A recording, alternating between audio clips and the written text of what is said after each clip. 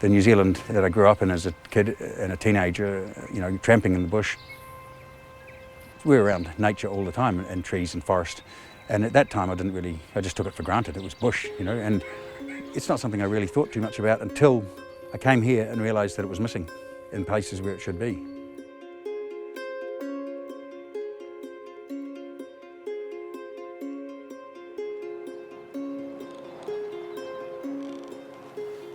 A lot of the whānau around here, including my grandparents, had small dairy farms. That's where the big, the tree felling came in. And it wasn't until they had cleared a fair bit of the scene they realised what they had done.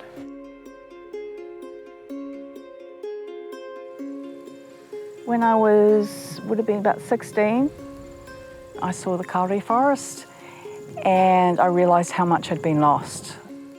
I already loved science and was good at science, and I thought, well, I could make a difference. I really could make a difference, and I want to do something for the forests.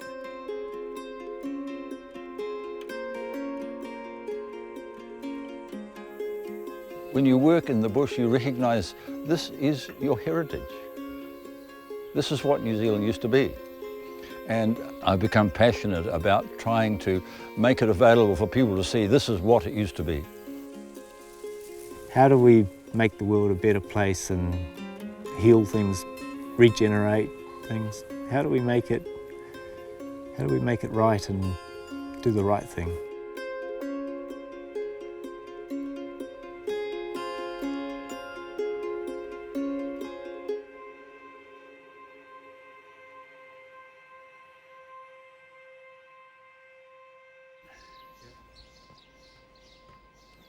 I'm Ian Brennan, and this is Cassie's farm, which we named after our dog when we came here because it needed a name, and that seemed as good a name as any.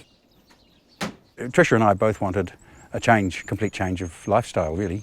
So we bought this because of that, and it never even occurred to me that you couldn't make a living off 225 acres. And it wasn't until a year later that I realised this farm is largely buggered. The steep land has been overgrazed by cattle for 50, 60, 80 years, I don't really know. But I know that most of the topsoil is now down the bottom, or it's already gone in the streams. So that was a realisation after about a year, and at that point I thought this has got to go back into forest. We need our working lands. They're very vital to our economy. And unfortunately we've had this kind of mentality where we just get the land and squeeze the last bit of money out of it. But in doing so, we've shortchanged ourselves. We can't keep going on losing iconic species. We've got one of the worst extinction rates in the world. We can't keep going on degrading our waterways.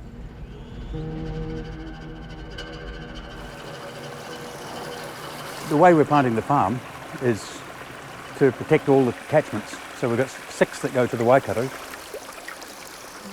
and there's 1 that goes over to the Waiho, so we're on the watershed for this part of the North Island. And if we can't keep the water clean, then there's not much hope, because we're right at the top, so the buck starts with us.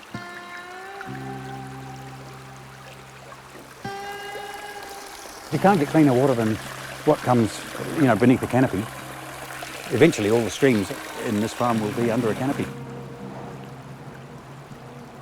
After 6 years maybe of doing it just on my own every winter, buy whatever plants we could afford and planting them myself, I sort of stumbled onto Tane's Tree Trust.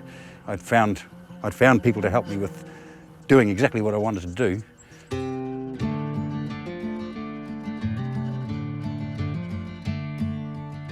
Okay, so welcome to the 20th anniversary of the founding of Tane's Tree Trust. It's our 19th annual general meeting, and what we're celebrating... Tane's Tree Trust came about from acknowledgement amongst a number of scientists that we'd put native trees in a box that we couldn't touch, and yet we have in New Zealand some of the most amazing, wonderful timber trees of the world. We recognise there's an enormous amount of pressure against any management of native forests, certainly the cutting down of original forest. So we thought there's got to be a better way. we suddenly discovered a lot of people were thinking about this possibility. Why not manage native forests for all of their values? I think the strength of this place is the variety and the fact that there's been plantings happening every year for 15 years, so people can see, if I do that this year, in 10 years or 15 years, wow, it's going to look like that if I look after it. 2012, the fences were shot down there because willow branches had fallen and wrecked all the fences, so we got a digger in and ripped all the willows out, and I was going to put cattle back in there, and at that point I realised it was way too steep, so I just decided to plant it. Because of the steepness of this land, it's not a big sacrifice to turn it back over to native bush.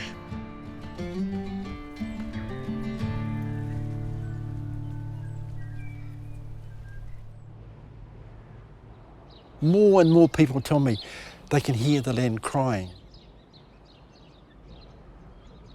Mother Earth speaking to us, you need to care for me. I need your help because I can't care for you much longer.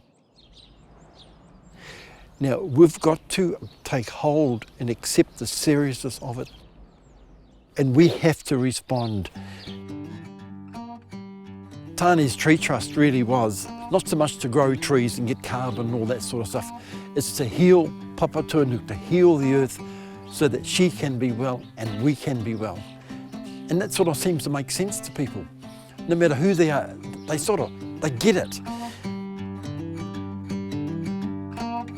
To have Ian and Tricia, who are committed to retiring substantial areas of their marginal land back to native forest, is the sort of thing that we really want to encourage other landowners to do. There's still a lot of gaps in our knowledge about how these species tick, if you like, in the landscapes.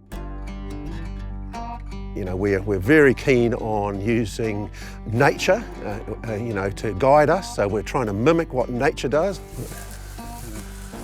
What are their ecological niches? What are their preferences? And how do they interact together? And what are the successional roles that each of these species have? And because you might think, well, don't we know all this? Well, you don't. People in New Zealand relate forestry to radiata pine, and there's no doubt about it, radiata pine is a pretty exceptional species. It's had decades of research on it, turning it into a wonder species, but most of our natives are nothing like radiata pines. What we've done in New Zealand is we've taken not a very important tree, put a huge amount of research into it and learned how we can grow them quickly. But the actual potential of New Zealand's trees have never actually had that amount of attention. You can make $1 out of a pine tree, and we've got hundreds of thousands of hectares of pine trees. Most of our land use is determined by markets for some sort of productive use. You can see if the milk prices go up, then dairying gets pushed into all sorts of country. If we could do that with our native forest, it's almost the ultimate in sustainable land use options.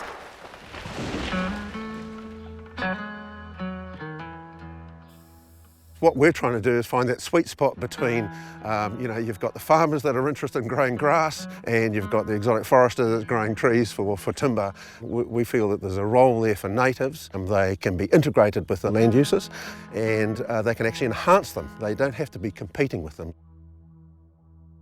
The light bulb went on, and I thought, you're spending all this money and effort turning what was productive land, and you're giving it back to nature. I don't think there's anything wrong with taking a little piece and making something sustainable for the future. You're not mining the natural capital, but actually regenerating it. Continuous cover forestry, that's what I'm trying to set up here, a forest that can be managed for a sustainable, forever supply of timber. Because it's a valuable resource, people will manage it and look after it, and part of looking after it is making sure it's healthy. What I like about Cassie's farm, it has the best of both worlds, It has all the native bush up there, but it also is a viable farm. He's done it in stages, and it's the sort of thing that we thought, we could do that. We could, We've got an opportunity to bring back native forest into our rural working lands, into our cities, and regain those ecosystem services that were lost. The shade, the shelter, the carbon sequestration, the absorption of carbon dioxide and the production of oxygen, the air that we breathe. We're talking about the clean water that comes from forested areas. There's so many things about native forests that add value that a lot of people just don't really appreciate or understand. With the Ngahere up there, a lot of our rongoa come from in there. You know, we never went to town to get stuff, it was always up there. As time went on, a lot of people forgot about that. They all went to town and stayed there, sort of thing. When they come back here, well, it's a gentle reminder of where they came from.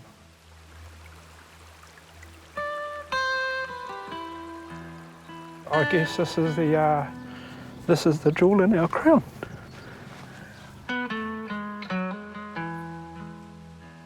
Might have a word, mauri, and you'll find it getting used more and more. Mauri is a connection between things that enables life to thrive. So when we restore a forest, we're not just planting trees and welcoming birds back, we are restoring the connection to enable everything that belongs there to thrive. The plants all up there are in their best shape because there's no predators in there. The birds get to spread all the seed, you know, and it starts again. This is some of the most fertile land in the world. If we just left it alone, Papatūānuku will take over and should do a thing again. I'd love to give it to, you know, these kids and say, well, we did what we could with what we had. Finish it. And the forest itself will change, you know, throughout its life, obviously. I'm only going to be here for the beginning of it. It'd be nice to see the canopy close, but ultimately, you know, my job is a forest starter, I suppose. That's the way I kind of see it here. There are a lot of farmers like Ian Brennan that are doing really good things on the land, and with a bit of help and with a bit of support, you know, they can do absolutely amazing things.